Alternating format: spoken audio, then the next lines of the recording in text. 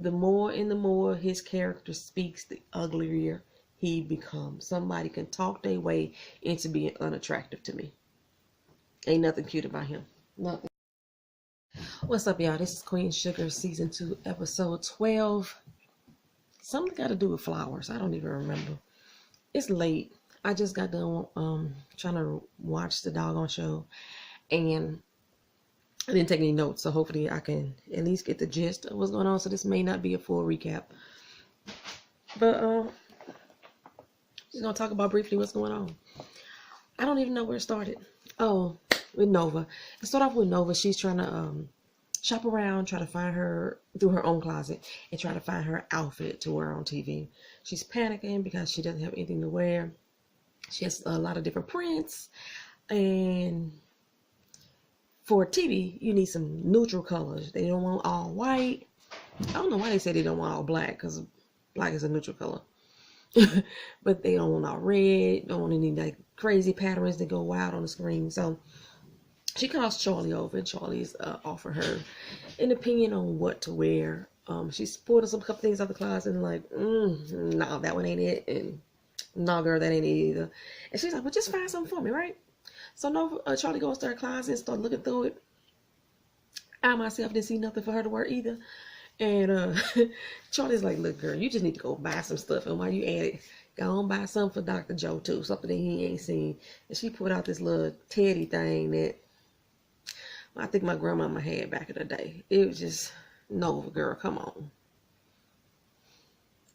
Come on. You like got that bohemian chic type of style.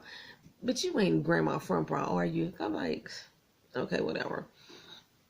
So from there, I don't know. Like I said, I don't know exactly where it's going. But Darla and Rob, they're talking about the class. And he finally agrees to go. He's still talking about going to class for the farm. You know, he's supposed to be in school right now. But he's going to go ahead and take the class through the church because he wants to marry Darla. He don't want to lose her. And so she's happy about it. You know, she's, hey, we finally get some stuff going. Micah is there with Kiki. Kiki, her look good as a mug. He's sitting there with Kiki, and he's going through photos of Earnest and Lorna, Miss Prescott, going through pictures of them.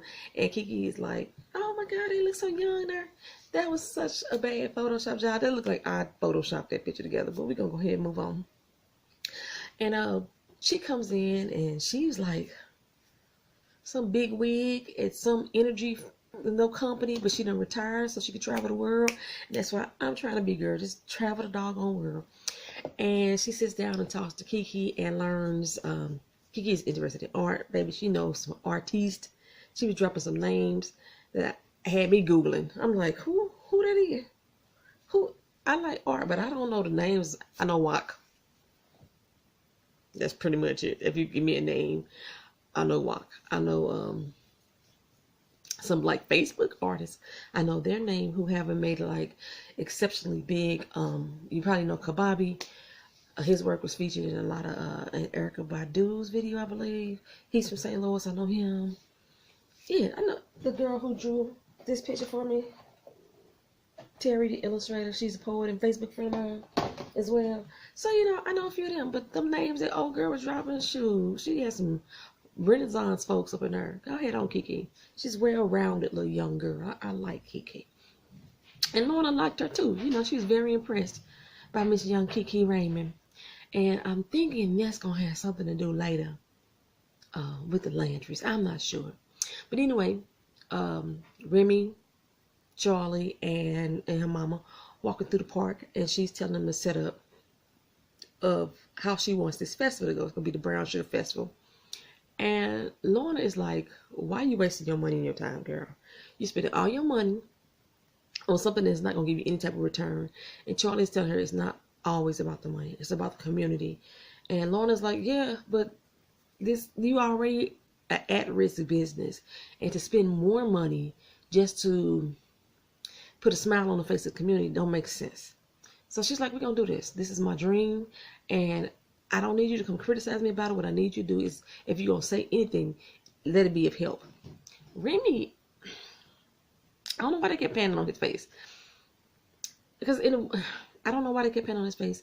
He looked like he was impressed that she was sticking up to her mother, but then at the same time, he was looking. Her mama was making a lot of sense. Her mama does make a lot of sense, but if you're not doing it for the money, and you just want that community pride, then okay, then Charlie make a lot of sense too.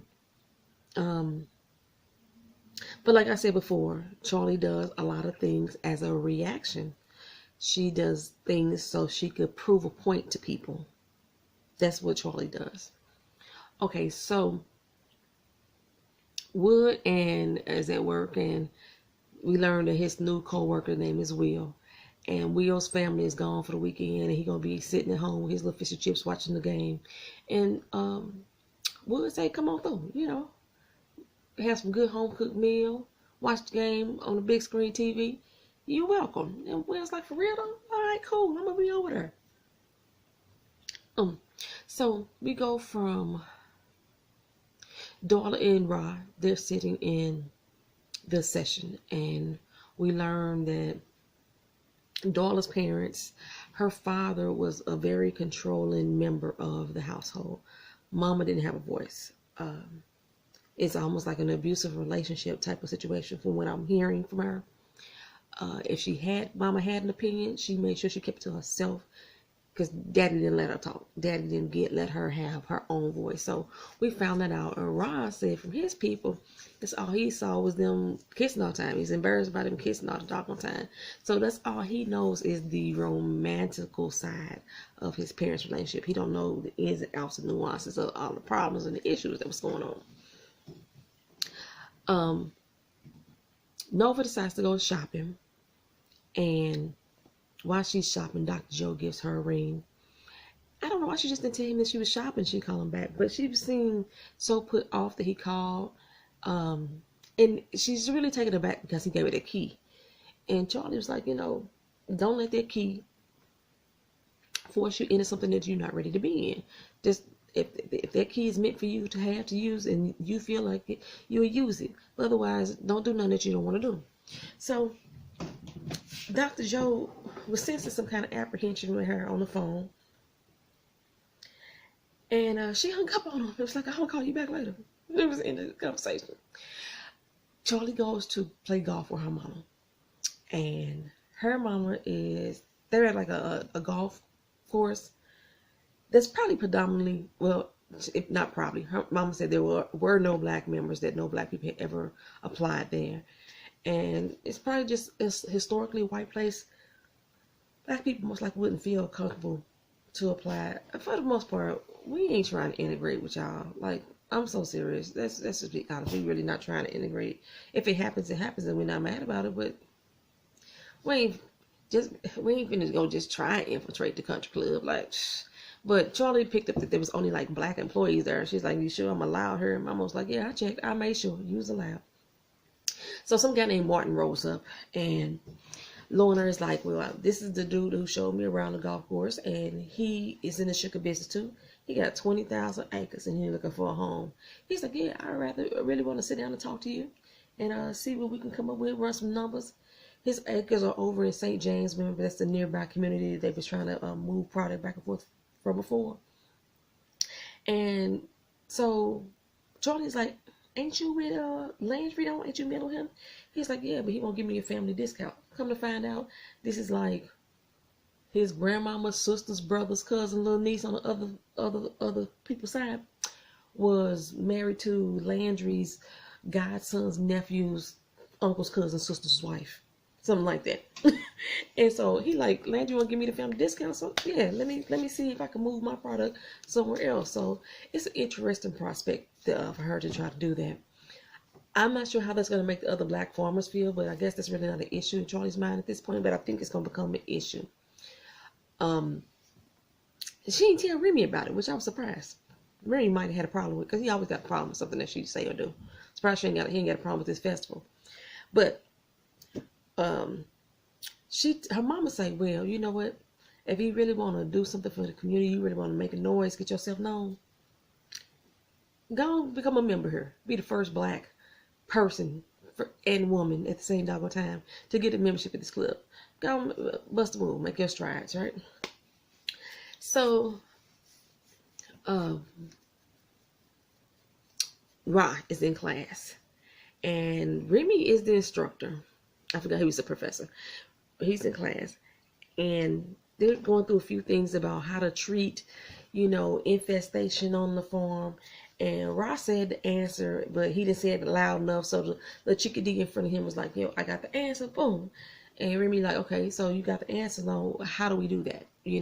How to fix that? How do you get that to happen? And she's like, I don't know, I'm just repeating what old boy said. So him and Remy and Ra get into a conversation about infestation and how to control it and why you would want to plant things this way. And Ra's is like, that's because that's the way it's always been. No, 100 years of farming can't be wrong. But Remy saying, the whole purpose of it is to understand why they are doing it. So that's what we're doing. So Ra takes that as if he's being belittled in class. I tell y'all, it's done with Ralph Angel Child. I said he's a immature ass dude. Immature as hell. So he goes in on Remy about how he is trying to show that he had know it all. But he's the professor. He's not necessarily a know it all, but the professor is there to teach the student. You, sir, are the student at this point. But he felt some kind of way. He felt like Remy was out of pocket and out of bounds. And I don't like Remy. I don't. But there was nothing that Remy did that was wrong, I felt, in that instant at all. Not one single iota.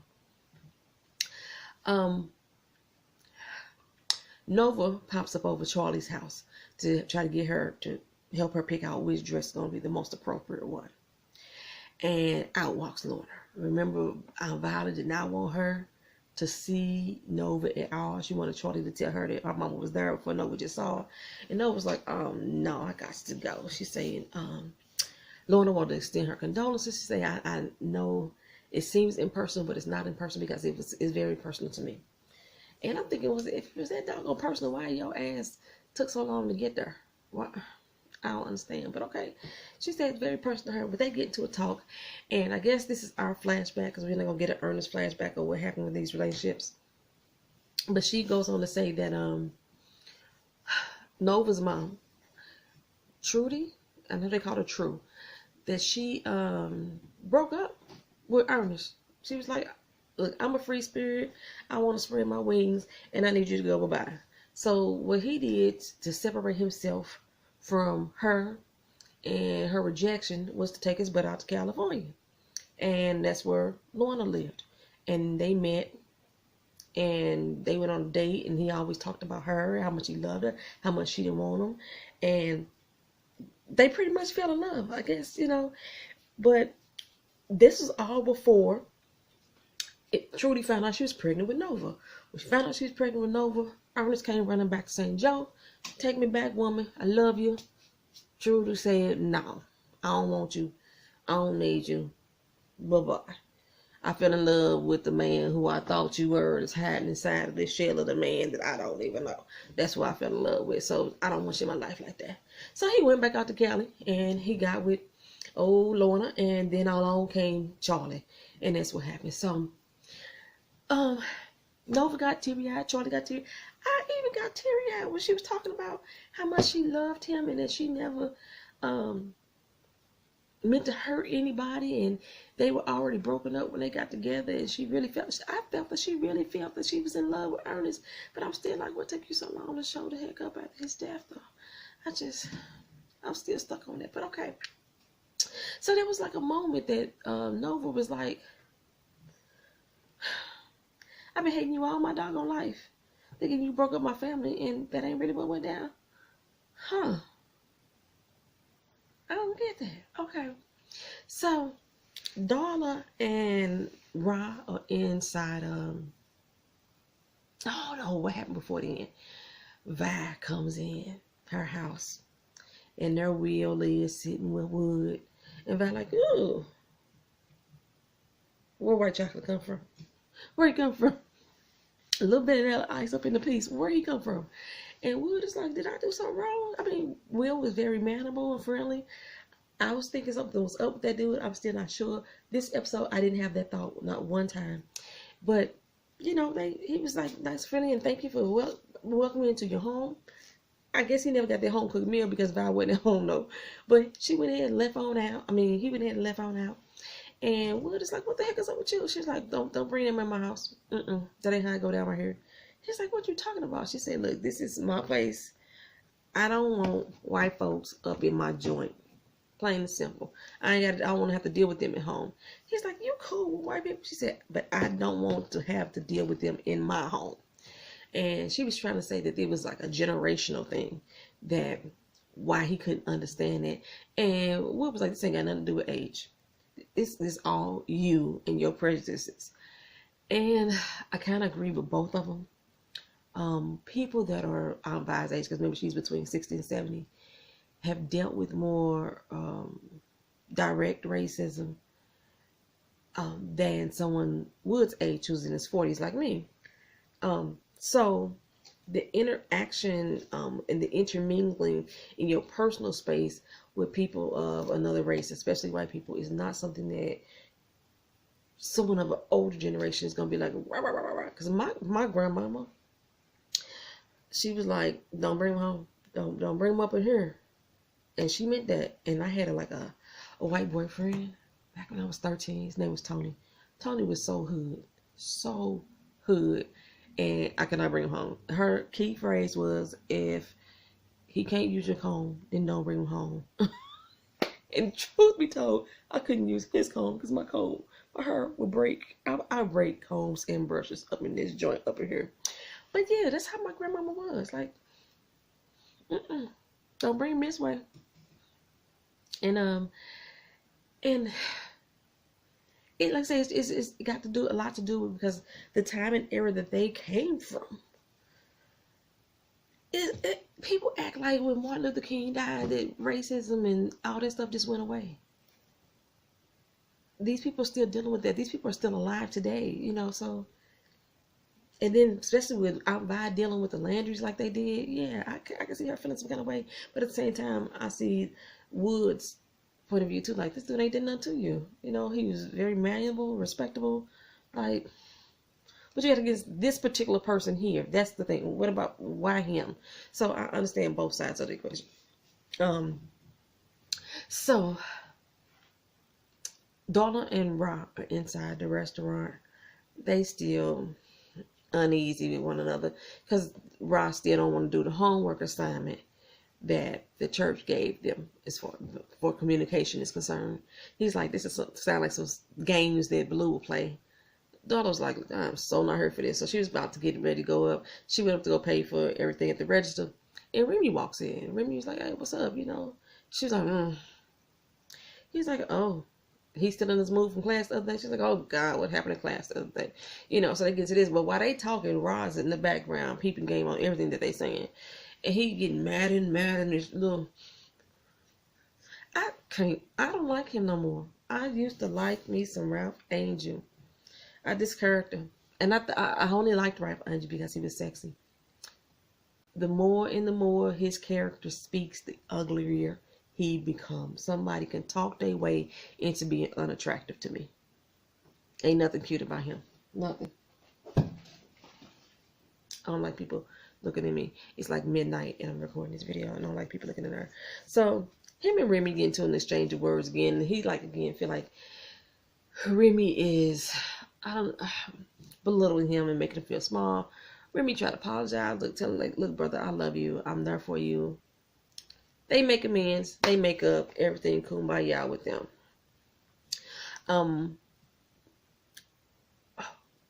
Nova, she stops by Aunt Vi's. She's like, hey, I got some stuff for you. She gave her some weed and some oils. Go on, heal yourself, make yourself better. Your little fibromyalgia. Like I said, the symptoms don't match up for me. And nobody else commented in the comment section last week about fibromyalgia and what they know about it and if those symptoms match up. But still, as far what I'm looking up on WebMD and everything, those symptoms don't match. But it looks like she has carpal tunnels in her hands. She got some pain in her joints. And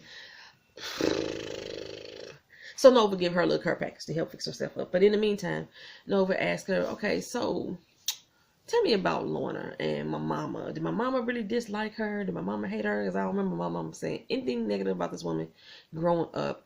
And Vi could not come up with a good reason at all why she don't like Lorna.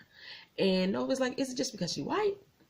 or it's because she took daddy away, or what? No, what the heck is, why are you so angry at her? And I was like, do I gotta pick which one? Does it make a difference which one it is? I said, when it get down to it, Vi confirmed everything that Lorna said. Your mama had let him go. They were together. When he came back, when he found out that she was pregnant, she sent his butt on the way again. And she like, but I know she wanted him. Ain't nobody gonna tell me that she didn't want him. Everybody knew they were supposed to be together. That's all they were supposed to be. So Nova's like, I've been hating this woman all my doggone life, thinking it's because of my mama, but I didn't get none of that from my mama because I didn't feel that from her. I got that from you.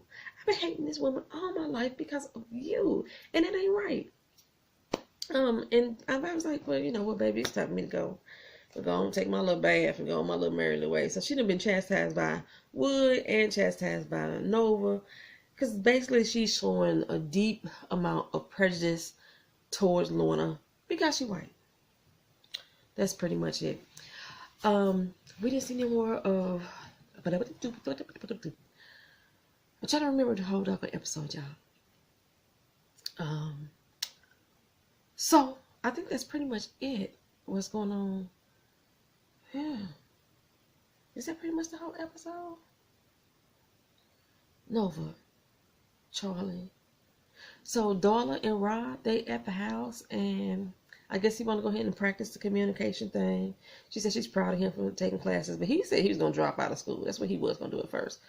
That was his first doggone class. He said he had already was going for the summer. I was like, when the heck did Rod start school? Because now he's saying that was his first class. Maybe that was just his first class with Remy. But, so he gonna try his little communication thing. And the first thing is, I guess, to get her to trust him. So he put the little blindfold and was like, hey, walk this way, walk that way. Crashed her butt into a wall for a minute. And the whole first exercise was all about trust. Him taking the lead and him guiding her and keeping her safe, because she's not supposed to feel around. She's not supposed to see. She's not supposed to talk. None of that. So that's what that whole exercise was. But at least he trying now to participate in the premarital counseling. Nova, she goes to Dr. Joe's, lets herself in. When he comes in the house, she's sitting on the couch, and he like, Nova. So she explains to him, the two people that she loved in the world, and she thought everything was peachy king, and everybody else thought so too. Evidently they had differences between them that kept them apart from each other for far too long, and she didn't want to be that person with him. She tired of pushing him away. She don't let the man love her, and he was like, I'm here for you. I'm ready for love. I am ready for love. And I always gotta have like a sing break. Why are you running for me? Is that the words? Indy Ari, ready for love? I don't know. That's the end of it, I think, y'all. Queen Sugar, season 2, episode 12. It has something to do with flowers. I will put it on the thumbnail and down in the description box when I upload this video. Thank y'all for coming back. Thank y'all for being patient. Like, comment, share, subscribe. And if I forgot anything, make sure y'all tell me. Because like I said, I didn't take any notes and I'm just running through it. Peace.